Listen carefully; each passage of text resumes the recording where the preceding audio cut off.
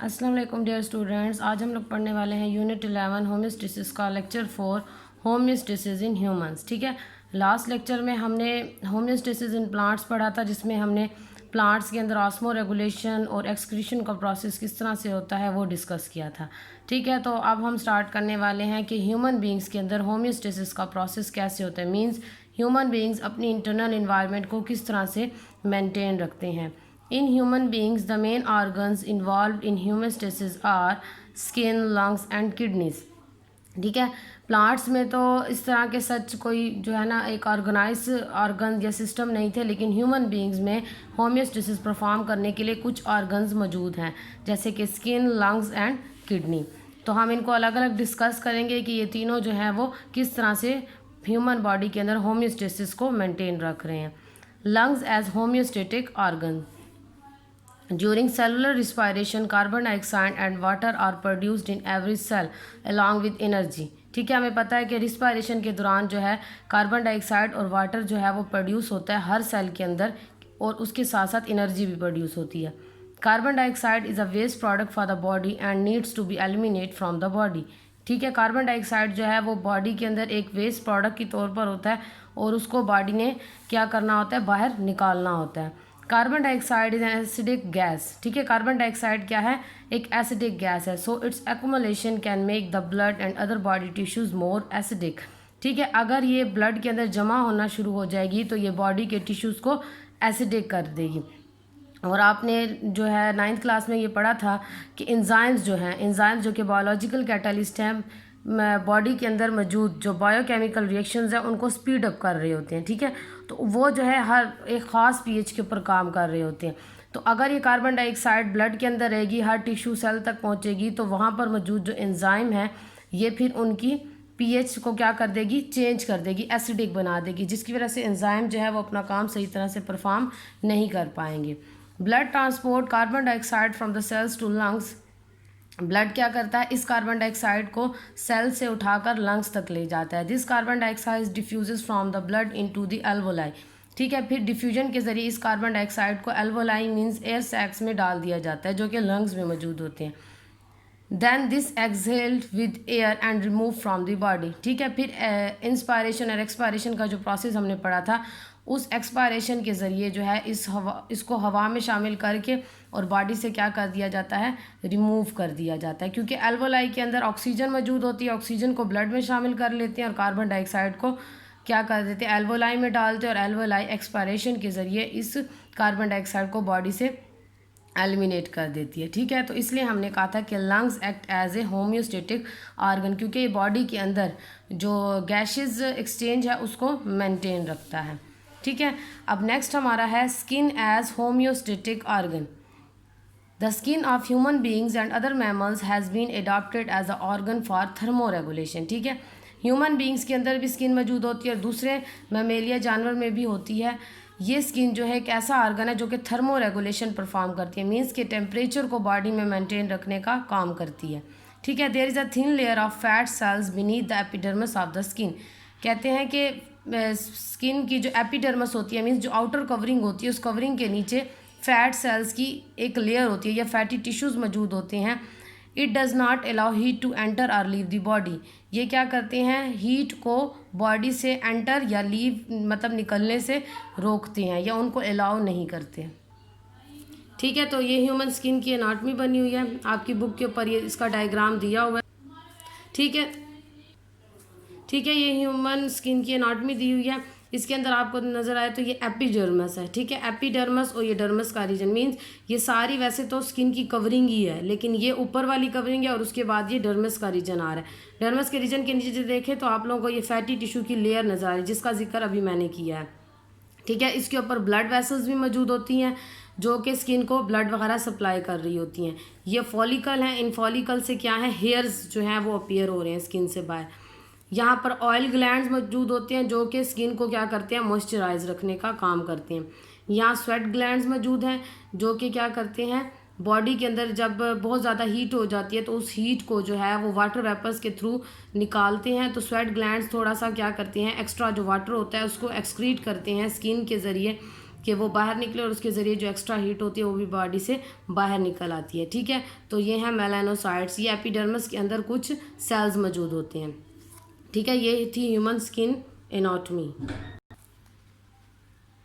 ठीक है, तो कोल्ड कंडीशन में स्किन किस तरह से टेम्परेचर को मेंटेन रखती है। In cold conditions muscles attach at the base of the hair on the skin contracts.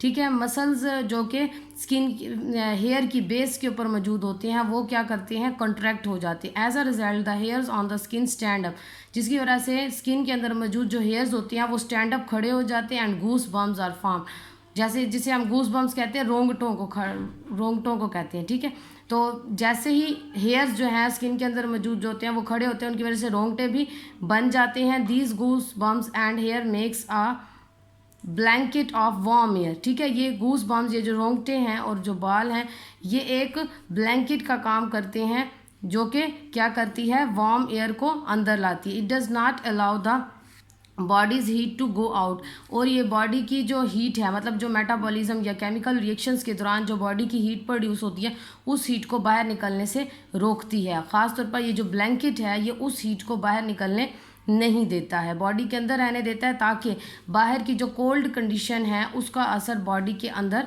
ना हो। ठीक है, सर्दी से बॉडी को बचाने के लिए ये सारा प्रोसेस जो है वो स्किन के अंदर होता है। ठीक है, अब आ जाते हैं हम वार्म कंडीशन की तरफ। In warm condition, the skin provides a cooling effect when sweat is produced by the sweat glands. ठीक है, वार्म कंडीशन में क्या होता है कि स्किन जो है कूलिंग इफेक्ट प्रोड्यूस करती है। कब? जब उसके अंदर स्वेट ग्लैंड से क्या रिलीज़ होता है, स्वेट, पसीना रिलीज़ होता है, तो उस वक्त बॉडी एक कूलिंग इफेक्ट में आ जाती है। In this way access body heat escapes through evaporation.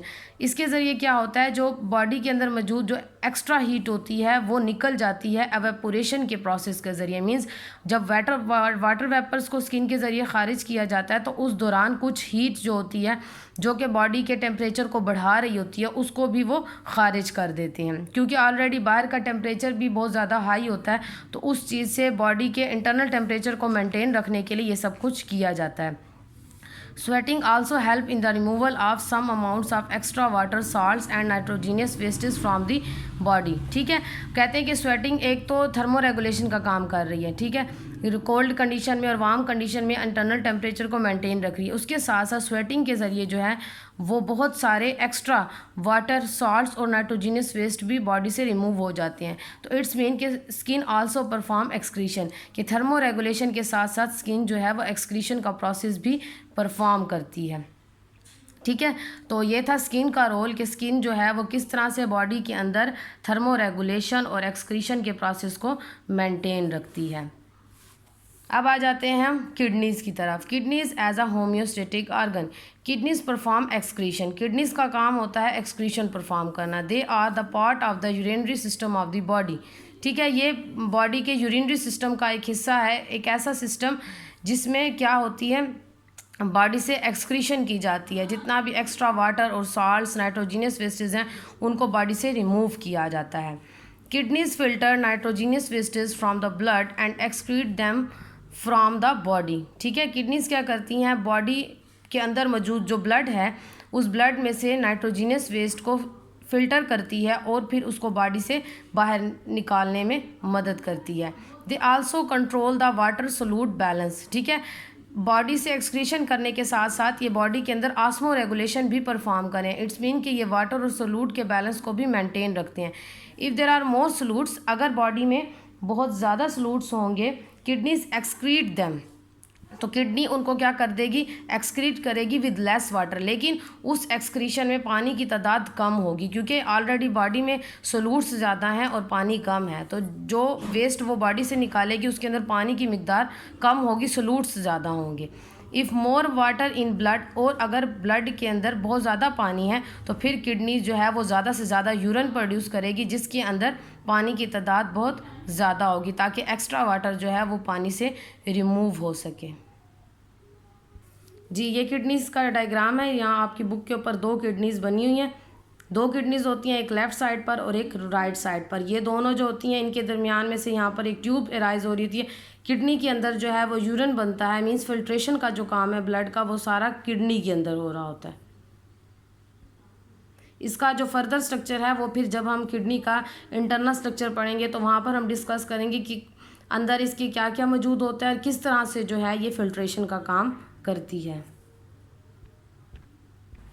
ठीक है, तो ये था हमारा आज का टॉपिक। इसके अंदर हमने पढ़ा कि ह्यूमन बींग्स जो है वो हीमोस्टेसिस को किस तरह से अपनी बॉडी के अंदर परफॉर्म करते हैं, या ह्यूमन बींग्स जो है अपनी इंटरनल इन्वायरमेंट को किस तरह से कांस्टेंट रखने में काम करते हैं। ठीक है, तो इसको अब मज़ीद हम डिटेल में नेक्स्ट लेक्चर में हम किडनी के बारे में, उसके स्ट्रक्चर के बारे में और उसके अंदर फिर यूरिन का प्रोसेस जो है वो किस तरह से होता है वो फिर हम नेक्स्ट डिस्कस करेंगे। आई होप आपको समझ आ गई होगी। Okay, thank you.